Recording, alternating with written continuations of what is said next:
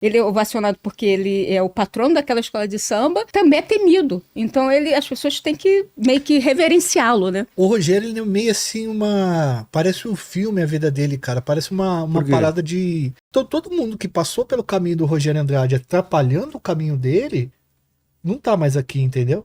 O Rogério de Andrade, ele é muito conhecido lá no Rio de Janeiro por ser o maior contraventor do Rio de Janeiro, né? Todo mundo tem muito... Por que a gente fala contraventor? Na verdade o cara é bicheiro, mas... E bicheiro não é um crime, né? Ela é uma contravenção. Tá. Mas o problema é o que tá por trás da contravenção. Aí tem bastante crime. Supostamente. Supostamente, né? Tem bastante crime.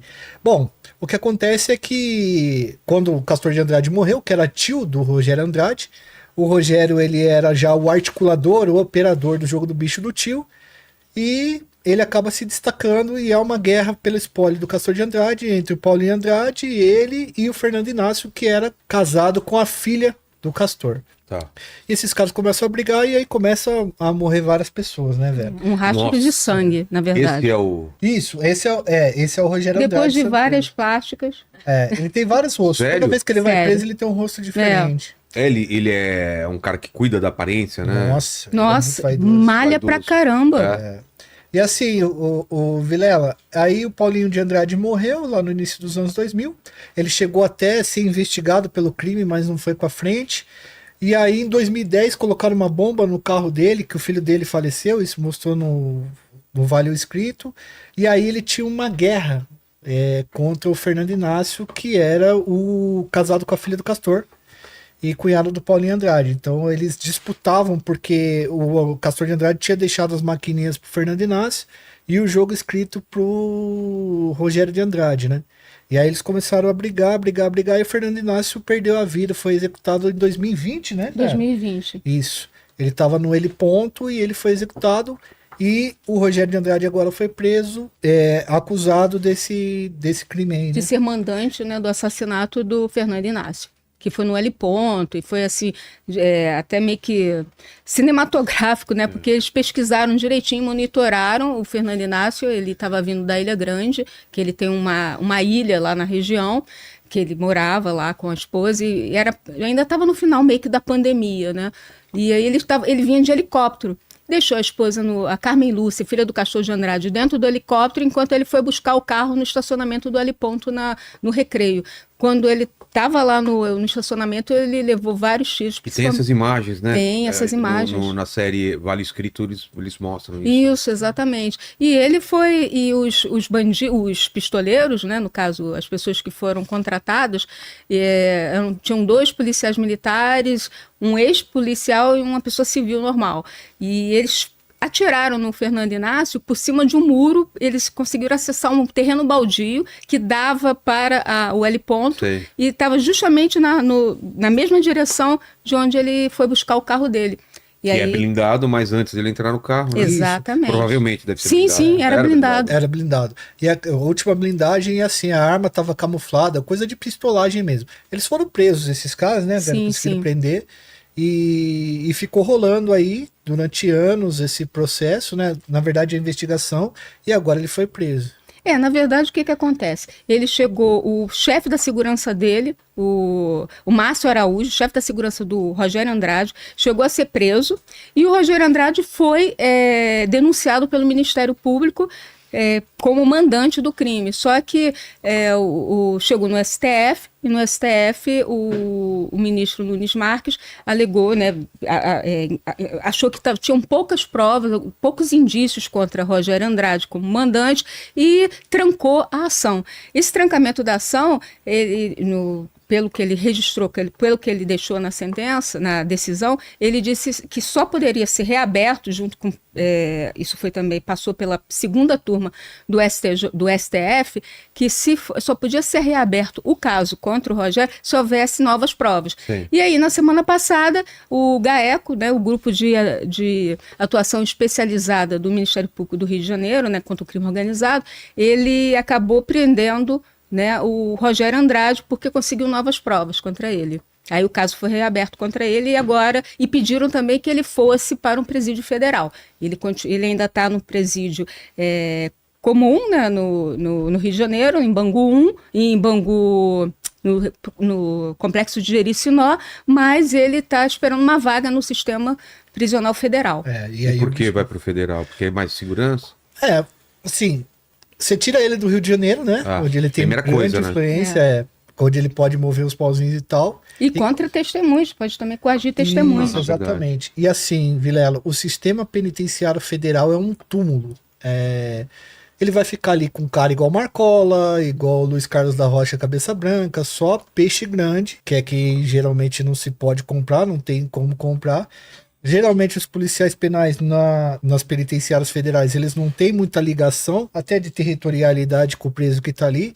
E, cara, é 2 horas de banho de sol por dia, você fica o dia inteiro trancado, você não fala com ninguém se a pessoa não te chamar para falar, por exemplo, os policiais penais. Disciplina. Geralmente, quando esses caras vão presos no presídio federal, eles ficam acabados. É mesmo? Nossa, perde 10, 15 quilos. Sim, porque muitos deles têm até medo de sair da cela. Porque se ele for no banho de sol com outros presos, pode ter, enfim, eles podem exigir algum dinheiro dos caras, porque quando tem um preso com dinheiro, claro, é óbvio que eles vão tentar extorquir dinheiro deles, né? E aí, ou fazer coisa pior, tentar, de repente, matar. Por que não? Então, o Rogério Andrade, a gente tem informações de que ele está muito preocupado em sair daqui do Rio de Janeiro e ir para um presídio federal. Justamente por isso. Além de... E essas pessoas têm muito medo, sabe, Vilela? De serem assassinadas. Tem muito inimigo, né? Exatamente. Comer até uma comida envenenada. Realmente a situação é complicada. E como ele hoje é o capo, né, da contravenção no Rio de Janeiro, imagina como que ele está apavorado. Ter que sair daqui.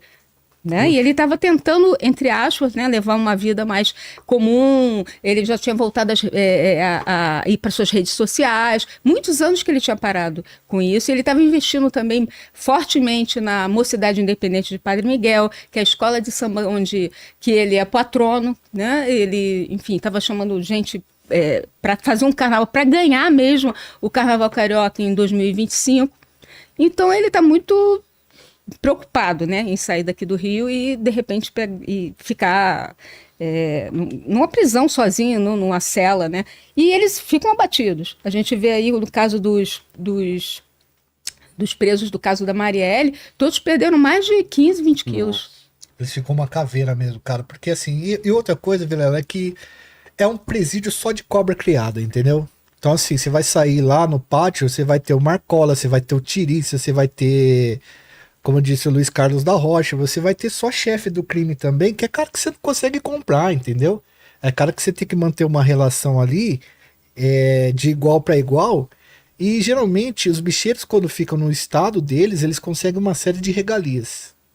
Informalmente, né? A gente sabe disso, mas consegue. No presídio federal, a pessoa fica incomunicável mesmo. Todas as conversas são gravadas, ela é pelo vídeo, tem que estar no parlatório, não tem visita íntima. É um negócio bastante complicado que aí veda o cara de todo o sistema que ele tem de poder aqui, por exemplo, no Rio de Janeiro. Então ele tá bastante, segundo a Vera, né, que a Vera apurou, ele tá bastante preocupado com isso aí. Desses presídios... não, o que a Vera falou que eu ia perguntar, porque a gente, no outro programa foi bem claro isso, mas essa ligação, né, dos bicheiros com o carnaval, isso é uma coisa que aconteceu, por que vocês acham? Historicamente aconteceu com um cara que trabalhava numa ferrovia, chamava Natal da Portela, Natalino. Ele trabalhava numa ferrovia, ele perdeu o braço da ferrovia, pegou uma indenização e começou a trabalhar com o jogo do bicho. E ele era viciado na Portela, né? Ele era apaixonado pela Portela e ele começa a investir o dinheiro que ele ganha no jogo do bicho na Portela. E aí ele começa a perceber que as pessoas não chamam mais ele de bicheiro quando ele tá na Portela, chamam ele de presidente. Então todo mundo que tem um dinheiro, todo mundo que consegue poder, ele precisa legitimar esse poder de uma determinada maneira. Tanto que a gente já tem notícias de que milícias têm controlado algumas escolas de grupo de acesso para poder fazer aquele trabalho de limpeza do nome como foi feito pelos bicheiros.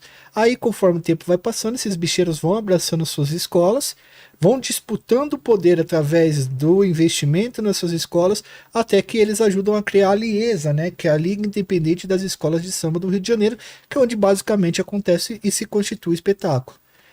E aí, os bicheiros, com o dinheiro que eles têm, vai mudando o patamar do carnaval, É velho. verdade. Pô, outro É como história. se fosse uma lavagem da imagem do jogo do bicho, dos bicheiros. Eles, quando chegam na passarela do samba, no caso do São sambódromo, ovacionados. são ovacionados, são como chefões, como Benfeitores. benfeitores. E eles geralmente eles capricham na indumentária, vestem branco, sapato branco, sabe? Eles se sentem, levam os parentes, os filhos. O Rogério Andrade mesmo, né? Eu não sei exatamente, mas acho que 2007, logo depois que ele saiu, conseguiu sair de uma das suas prisões, ele foi com o filho dele, o Gustavo Andrade, e os dois estavam vestidos iguaizinhos, como se fosse assim, pai e filho, né? Como se fossem donos da passarela ali, os donos do pedaço. E todo mundo ficava assim, com séquito de seguranças, assim, que chama muita atenção, né? E todo mundo ficava olhando e ovacionando, como se eles fossem realmente os donos do carnaval carioca. E ele é muito, muito temido também. Então existe uma coisa muito interessante, porque ele é ovacionado, mas ele é ovacionado porque ele é o patrono daquela escola de samba, e também é temido. Então as pessoas têm que meio que reverenciá-lo, né? O Rogério, ele é meio assim parece um filme a vida dele, cara. Parece uma Por quê? parada de... Cara, ele herda um dos maiores impérios, ele disputa um dos maiores impérios da história do Jogo do Bicho. Morre o rei, que é o Castor de Andrade. Nos filmes, quando você vê o que acontece quando morre o rei, o herdeiro geralmente é o fraco. Que era o Paulinho Andrade. Ele gostava de carnaval, o negócio dele não era o Jogo do Bicho. Porque assim, Vilela, se é do Jogo do Bicho, cara, você tem que dominar e você tem que organizar uma série de fatores, uma série de pessoas. Então tem o fulano que tá ali na ponta do Jogo do Bicho, tem o cara que tá devendo, tem o cara que você tem que dar uma prensa, tem o policial, tem o delegado, tem um monte de gente. E o cara tem que saber articular isso daí. O Paulinho, o negócio dele era carnaval, brother. Ele era carismático de carnaval, gostava dessas coisas e tal. Então o Rogério meio que usurpa esse lugar do Castor de Andrade. Ele vira um chefe, não carismático como o Castor, que circulava por vários lugares, mas extremamente perigoso. E aí ele vai colocando na história dele várias coisas simbólicas e emblemáticas que fazem as pessoas olharem pra ele e falar assim, meu, esse cara é perigoso. Porque, por exemplo, quem rivalizava com ele era o Maninho. Certo. O Maninho foi executado. Bom dizer que o Maninho era de outro clã, que era a família Garcia. Isso, o clã da verdade. família Garcia, entendeu? Rivalizava com ele no ponto de colocar a maquininha e tal. O Maninho foi executado, que era um Robocop também. Teve aquele atentado que era basicamente para tirar a vida dele no carro. O filho dele se foi por uma troca no último minuto, que o filho dele foi dirigir o carro, e ele ficou. Então todo mundo que passou pelo caminho do Rogério Andrade atrapalhando o caminho dele, não tá mais aqui, entendeu? Ou não teve coragem de enfrentar. Sei. O Rogério Andrade sofreu 3 atentados. Não foi uma que morreu o filho dele? Exatamente. esse foi o pior. Esse Essa foi o história é pior. bizarra. Como foi isso Ele aí? trocou de lugar com o filho. Isso, era o pra- filho tinha 17 anos. Imagina, o ele sabia Diogo... que era pra ele ter morrido. Exatamente. Tanto que tem uma imagem assim que sempre passa no Vale Escrito, né? Até durante a apresentação ali para as pessoas, a chamada, que ele é perguntam para ele, né, repórter Beth Lucchesi chega a perguntar, da TV Globo chega a perguntar para ele, vingança? Não, minha cara, eu não sou um homem de vingança. Eu não sou Eu não sou homem de minha filha, vingança. Exatamente. Não, minha querida, eu não sou um homem de vingança.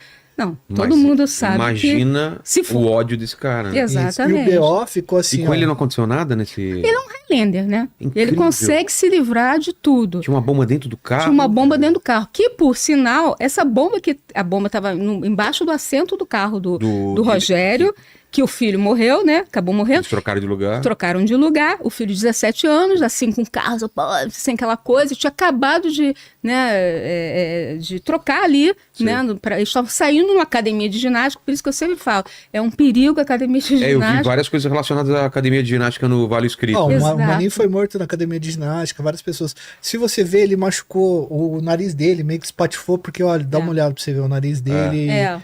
Você vê refeito, né? que é refeito. E aí, cara, quem ficou de responsável por ter mandado fazer isso, segundo as línguas das pessoas e do mundo, do submundo, foi o Fernando Inácio que disputava a guerra contra ele, entendeu? Em 2020, o Fernando Inácio é executado. Então, assim, todo mundo que atravessou o caminho dele, uma hora ou outra... Se deu mal. se deu mal, entendeu? Antes mesmo já tinha acontecido o primeiro atentado que o Rogério Andrade sofreu foi quando ele estava num apart-hotel e um fuzileiro naval foi contratado para assassiná-lo. Cara, olha Que hospedou como no que ele mesmo é, lugar. Olha. Exatamente, antes desse atentado com o filho dele. E também ficou, assim, meio caracterizado, mas também não cumpriu pena nem nada por isso, que teria sido também, havia desconfiança de que era o Fernando Inácio. Ou seja, a briga entre esses dois, assim, de anos, mais de 20 anos ali, um brigando com o outro. O que acontece? Quando morre o Castor de Andrade, o Castor de Andrade não deixou muito definido. Ficou só assim, isso. O jogo do bicho fica com o Rogério e a maquininha fica com o Fernando Inácio. Só que... Aquelas maquininhas de caça-níquel. Isso, exatamente. Só que tem bingo, tem outras coisas. E aquela maquininha muito começa maior. a dar muito dinheiro. É verdade, né, começa a dos dar dois muito meninos, né? dinheiro. Sim, exatamente. E aí ficou, os dois ficaram rivalizando. E tem uma outra informação importante, que o Rogério Andrade sempre esteve ao lado do Castor de Andrade. Né? Quanto o filho dele, como o Castor de Andrade morreu um infarto fulminante, não ficou, ele não deixou um testamento, só ficou assim no ar, um fica, né? Mas quem estava do lado, então o Rogério achava, do lado dele era o Rogério, então o Rogério achava que ele era o herdeiro de fato. Esse é o Castor. Esse é o Castor. de Andrade. Olha só. E e o Rogério já era operador dele. Era o CEO. Ah, o CEO, tá. O CEO era o cara que operava. É uma empresa, funciona que nem uma empresa mesmo. Exatamente, é como se fosse uma empresa. E aí tem as ramificações, né? Caça-níquel, o jogo do bicho. Nos últimos dias. Bingo. E tem outras coisas que eles davam dinheiro talvez também. hoje em dia apostas, né? Pois isso aí que a gente Casa de aposta. dizem que sim, né? Sim, né? Pode ser. Fala galera, aqui é Joel Paviotti do canal Iconografia da História e esse é o nosso canal de cortes que nós criamos para que você tenha acesso a fatos curiosos de forma mais rápida. Indicamos que vocês assistam o vídeo completo que está no link aí embaixo. Deixa seu like, se inscreve no nosso canal e se você gostou, aperta aí e vá assistir o vídeo inteiro. E se puder, ajude a gente no Pix e no Apoia-se. Tamo junto, trabalhando sempre para levar as melhores histórias para vocês.